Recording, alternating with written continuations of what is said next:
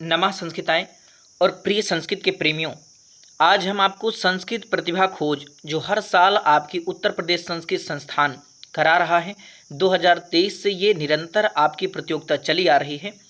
तो यहाँ पर ये जो संस्कृत प्रतिभा खोज है, इसमें कौन लोग आवेदन कर सकते हैं और इसमें भाग हम लें तो क्यों लें। संस्कृत प्रतिभा खोज में मैं 4 साल से, जब से लगातार 2023 से संस्कृत प्रतिभा खोज का प्रतिभागी रहा हूँ और आज संयोजक के पद पर नियुक्त हूँ।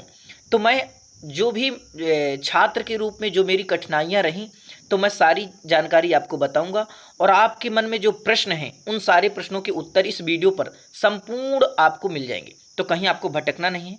आवेदन कौन लोग कर सकते हैं, एक यानी कि एक जो प्रतियोगिता है उसमें कितने लोग प्रतिभाग कर सकते हैं, या एक छात्र जो है, क्या जैसे संस्कृत गीत प्रतियोगिता है, सामान्य ज्ञान प्रतियोगिता है, तो क्या एक ही छात्र 2 प्रतियोगिताओं में भाग कर सकता है।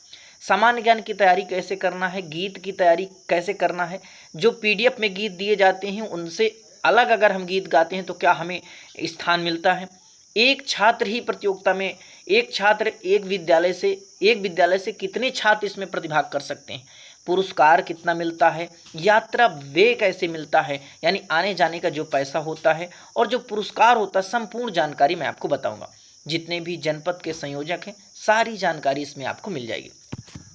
देखिए, जो आपके प्रश्न हैं, जैसे कि संस्कृत यानी प्रतियोगिता से संबंधित, थोड़ा मैं इसे छोटा कर देता हूँ ताकि मैं आपको भटकना नहीं है, बिल्कुल आपको संक्षेप में संपूर्ण जानकारी मिलेगी।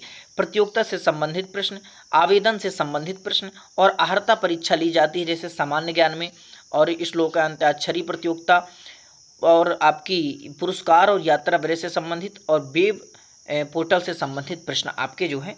तो यहाँ पर देखिए, आपको प्रतियोगिता में क्यों भाग लें, सारे प्रश्न मिल जाएंगे। तो देखिए आपको क्या सुविधाएं मिलेगी, तो यहाँ पर आप देख सकते हैं कि भाई आपको प्रतियोगिता पर आपका देखिए तो एक आत्मविश्वास बढ़ेगा जब सब बच्चों के सामने जाएंगे, और संस्कृत भाषा और साहित्य ज्ञान परंपरा के अध्ययन का अवसर आपको मिलेगा।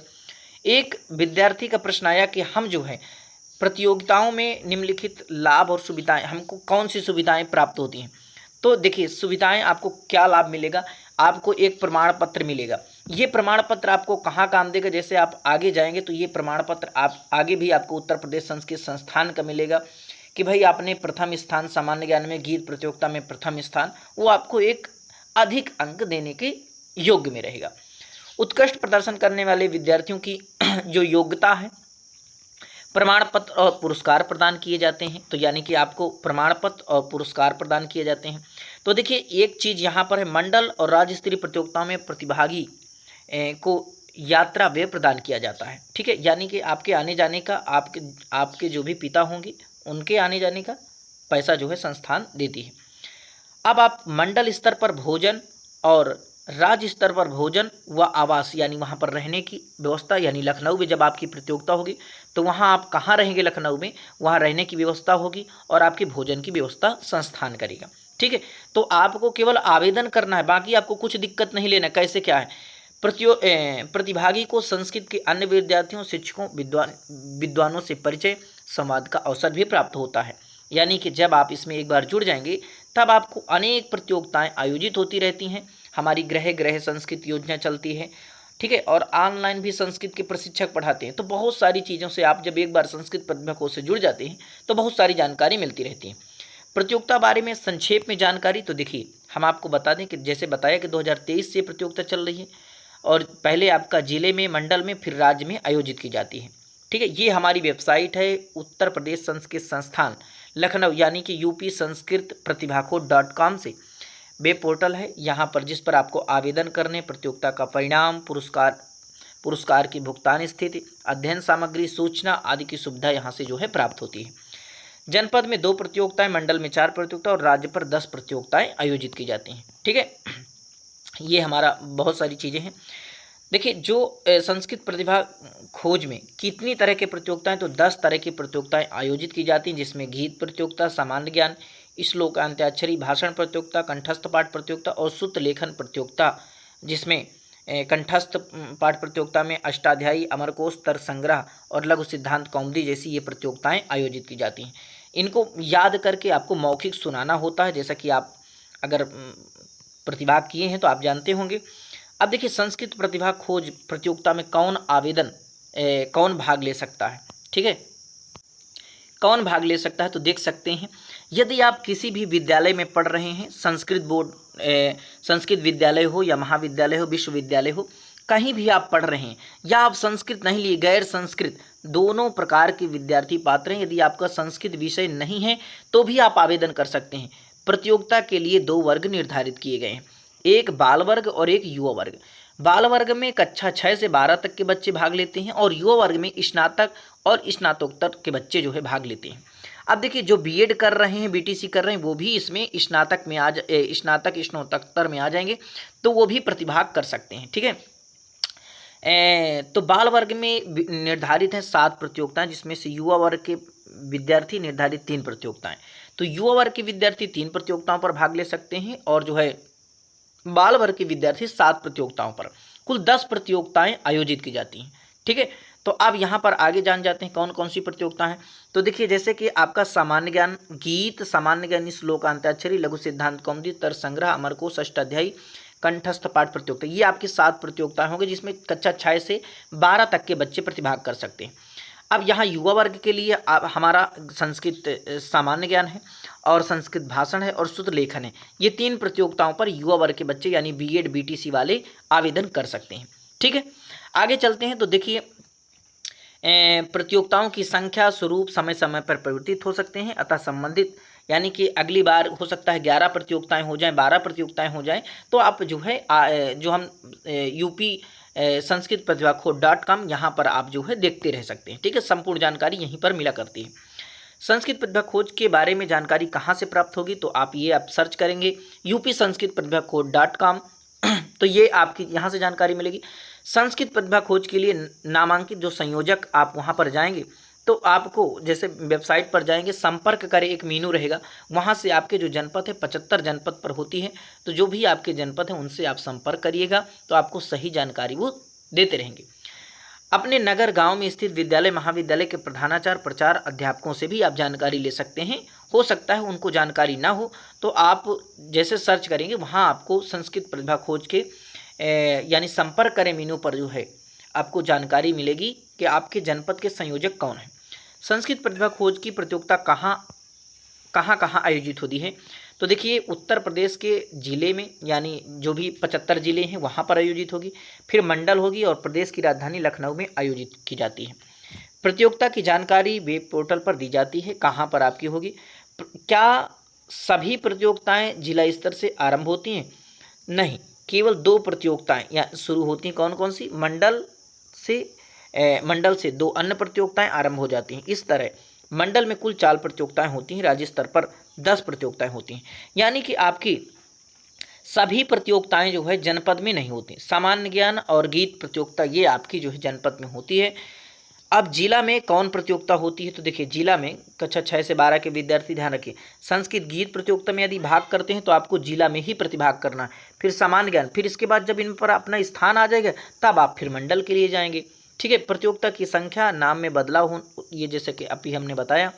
प्रतियोगिता में कौन कौन से चरण होंगे, तो अलग अलग प्रतियोगिता के विभिन्न चरण होंगे, यानी कि आप जैसे गीत प्रतियोगिता है, सामान्य ज्ञान प्रतियोगिता, इसके लिए सब अलग अलग चरण आपके निर्धारित किए गए हैं। प्रतियोगिता की नियमावली कहाँ से प्राप्त की जा सकती है, तो यहाँ पर आपकी देखिए यूपी संस्कृत प्रतिभा खोज .com डाउनलोड से जो है आप ये जो है नियमावली संपूर्ण जानकारी आप जो है प्राप्त कर सकते हैं, ठीक है, कि क्या क्या ये जो PDF है आपको वहाँ से भी मिल जाएगा।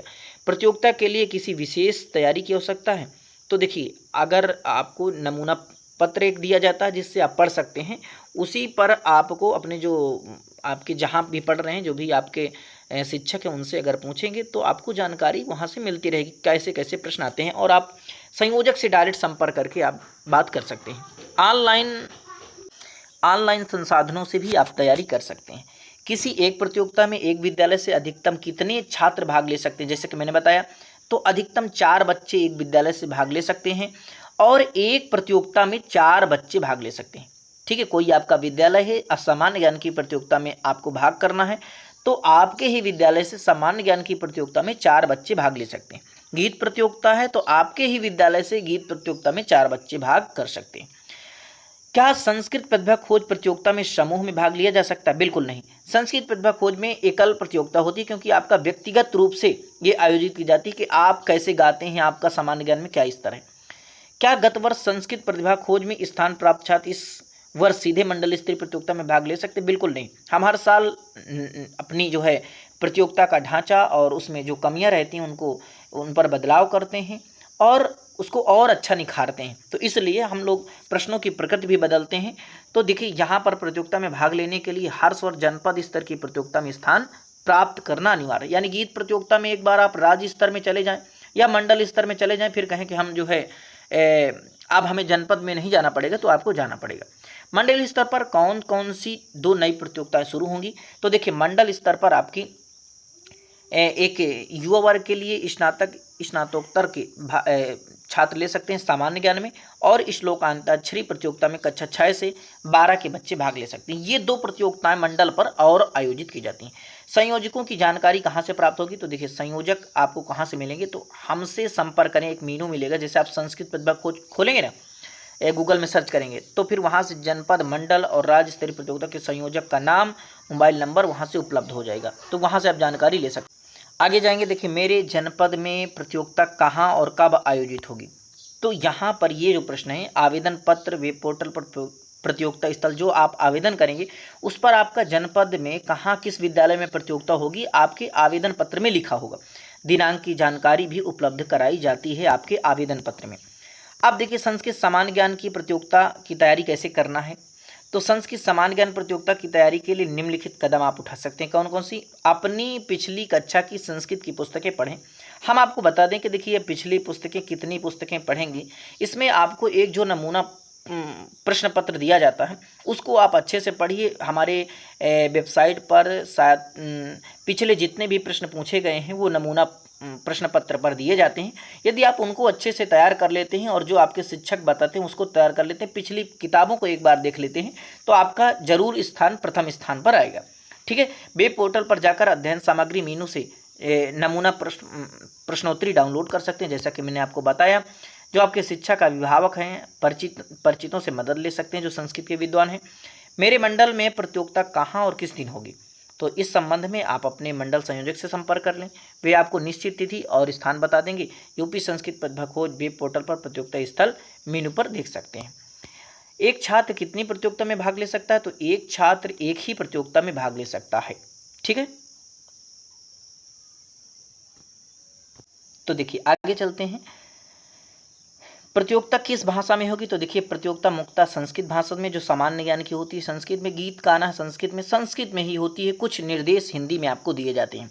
क्या सामान्य ज्ञान प्रतियोगिता में गलत उत्तर देने पर कोई नकारात्मक अंकन होगा?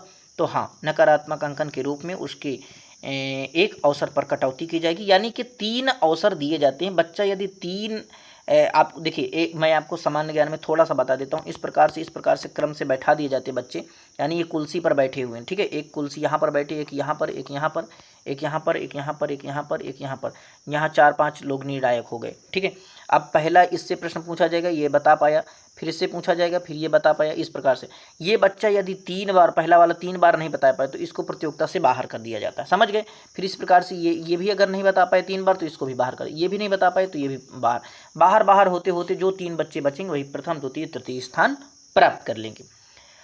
एक ही गीत को सभी स्तरों पर गा सकते हैं? बिल्कुल। यदि आप जनपद में कोई एक गीत गाते हैं, वही मंडल में गा लीजिए, वही राज्य स्तर पर भी गा सकते हैं। चाहे गीत बदल भी सकते हैं, अगर आपका मन है तो आगे मंडल में भी बदल सकते हैं और राज्य में भी। देखिए, डीएलएड और बीएड वाले बच्चे भाग कर सकते हैं। संस्कृत वाचन प्रतियोगिता में प्रतिभाग करने के लिए क्या करना होगा? तो मंडल स्तर की सामान्य ज्ञान प्रतियोगिता में वाचन शामिल होता है। यानी बाल वर्ग की मंडल स्तर की सामान्य ज्ञान प्रतियोगिता में वाचन शामिल होता है। ठीक है। भाषण का विषय हर साल बदलता है। हाँ, भाषण का विषय हर साल बदलता है। विषय की जानकारी वेब पोर्टल पर दी जाएगी। ठीक है। क्या भाषण में आपको क्या बोलना है, जो टॉपिक दिया जाए उसी पर आपको बोलना होता है, आपने से कुछ नहीं। श्लोकांताक्षरी में वेद मंत्र बोला जा सकता? बिल्कुल नहीं। केवल श्लोक बोले जाते हैं। एक प्रतिभागी द्वारा बोले गए श्लोक के अंतिम अक्षर से आरंभ होने वाला श्लोक आगे वाले प्रतिभागी बोलता है। ठीक है।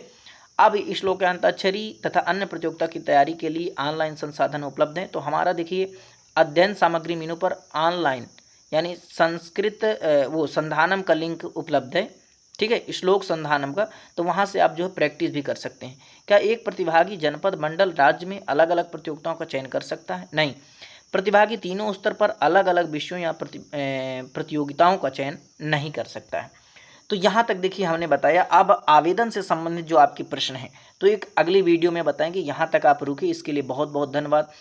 ये वीडियो बड़ी ना हो ताकि आपको संपूर्ण जानकारी मिले।